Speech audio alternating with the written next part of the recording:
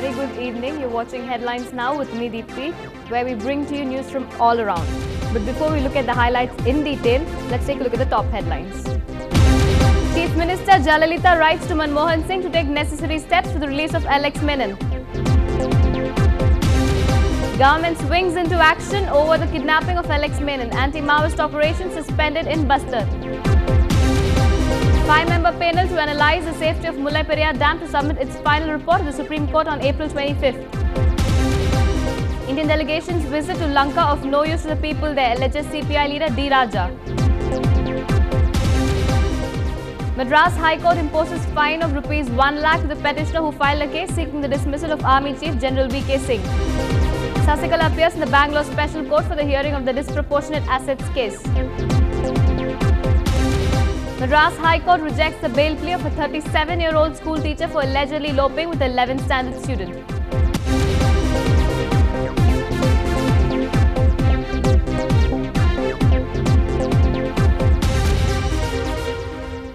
News in detail. While the whole of India is hoping for the safe return of the abducted Sukma collector Alex Paul Menon, Chief Minister Jayalalitha has done her bit for his release. She penned a letter to the Prime Minister urging him to take immediate steps to save the Sukma collector hailing from Tamil Nadu from the clutches of the Maoists. Jayalalitha in her letter has said that it is highly unfortunate and worrisome that the collector was abducted while he was on duty. She has expressed hope that the Home Ministry will take swift actions and save Alex from Maoist clutches soon. She has also addressed the concerns of the kidnapped collector's relatives living in Tamil Nadu.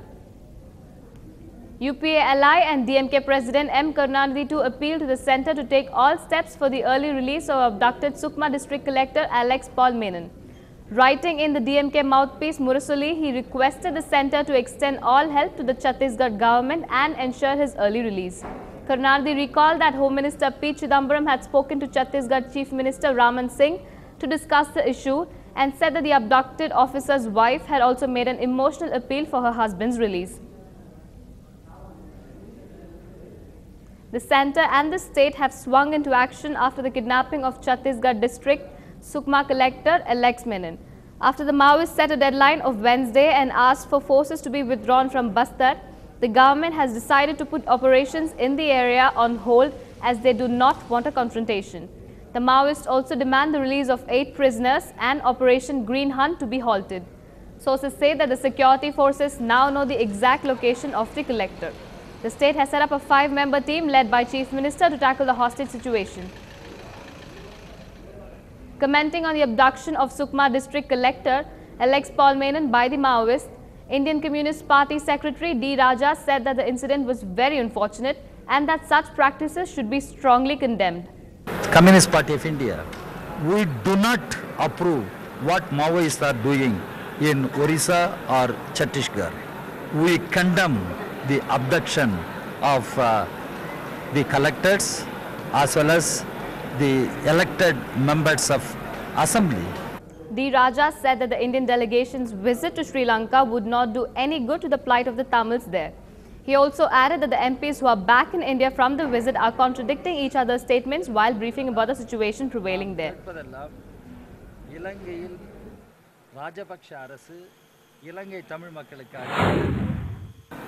ஒரு உறுப்பினர் சொல்லுகிறார், அவர்கள் விரும்பிய இடங்களுக்கெல்லாம் போவதற்கு சுதந்திரம் இருந்தது, அவர்கள் சுதந்திரமாக போனார்கள் என்று சொல்லுகிறார். இன்னொரு உறுப்பினர் சொல்லுகிறார், கோயிலுக்கு போவதற்கு கூட இலங்கை இராணுவத்தின் ஆணையை பெற்று அனுமதியை பெற்றுதான் தமிழ் மக்கள் போக வேண்டியிருக்கிறது என்று சொல்லுகிறார். எனவே அவர்களே முரண்பட்ட தகவல்களை இன்றைக்கு சொல்லிக் கொண்டிருக்கிறார்கள். திருமதி சுஷ்மா சுவராஜ் கூட இன்றைக்கு இந்திய அரசால் அங்கு செய்யப்பட்டு வருகிற பணிகள் சிறப்பாக இருக்கின்றன என்று சொல்லுகிறாரே தவிர, அங்கு தமிழ் மக்களின் அவலம் குறித்து அந்த அவலங்களை போக்குவதற்கு, அவர்களுக்கு அரசியல் தீர்வு காண்பதற்கு அந்த அரசு மேற்கொண்டு வருகிற நடவடிக்கைகள் எதை பற்றியும் சொல்லவில்லை. The 5-member panel formed to analyze the safety of the controversial Mullai Periyar Dam, headed by former Chief Justice A.S. Anand, will submit its final report to the Supreme Court on the 25th of this month. The panel conducted spot inspections and also received 11 reports on the dam from various agencies. Based on those inputs along with its own analysis, the Anand Committee has prepared its final draft. This report will be submitted to the Supreme Court bench headed by Justice D.K., which will hear the case on the May 4th, following which the versions of the Tamil Nadu and Kerala governments will be heard. The apex court is to pronounce its final verdict after that. The Madras High Court imposed a fine of Rs 1 lakh to the petitioner who filed a case seeking the dismissal of the Indian Army Chief General V.K. Singh for wasting the time of the court. The case filed by Chennai-based Vishwamurthy came up for hearing before the bench comprising Justice Elip Dharmarao and Justice Venugopal.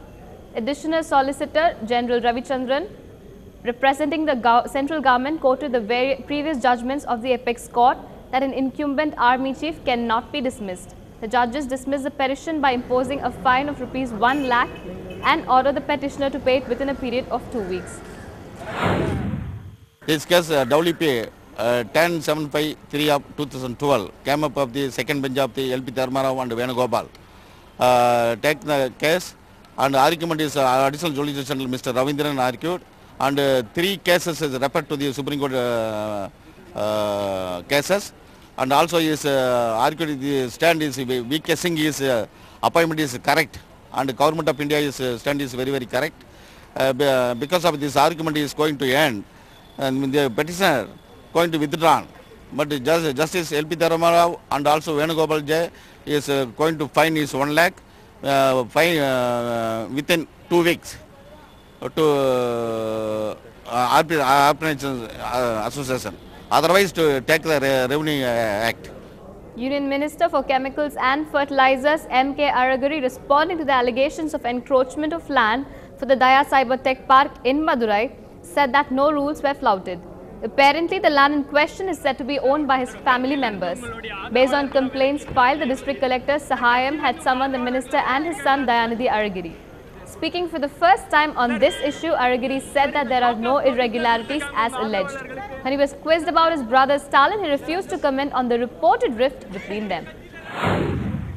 IT park board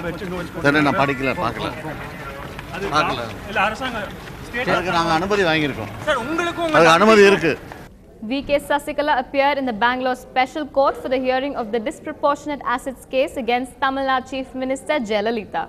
Sasikala, the co-accused in the case, is said to have answered over 80 questions for today. Her answers to approximately 550 questions is said to have been recorded so far. Questions reportedly included salary details of the workers employed in Post Garden and the bank details of Jayalalitha. A petition which was filed by Sasikala and Jayalalitha seeking the pursual of unmarked documents pertaining to the case was dismissed by the Special Court's judge, Mallikarjunaiah, on Saturday. Sources say that Sasikala has another 900 questions coming her way. While Sasikala's sister-in-law, another accused in the case, appeared today, her nephew Sudhakaran was absent. The case has now been adjourned to May 2nd. The DMK members boycotted events in the Tamil Nadu Assembly as a gesture condemning the suspension of 4 DMK members last week. Last week, the Assembly Speaker suspended DMK legislators Moideen Khan, E.V. Velu, Kumbam and Ramakrishnan for allegedly making accusing remarks at the Speaker while they were being evicted from the House. Condemning this suspension, the DMK members boycotted the Assembly events today. Moving on, putting an end to the big question mark over the commencement of the Kuramkulam nuclear power plant, Union Minister for State in the Prime Minister's office, Narayanaswamy, said that the plant will begin its power generation in 40 days. The contribution from the first unit of the plant will be 1000 megawatts and the second unit will be functional within 2 months of the commissioning of Plant 1.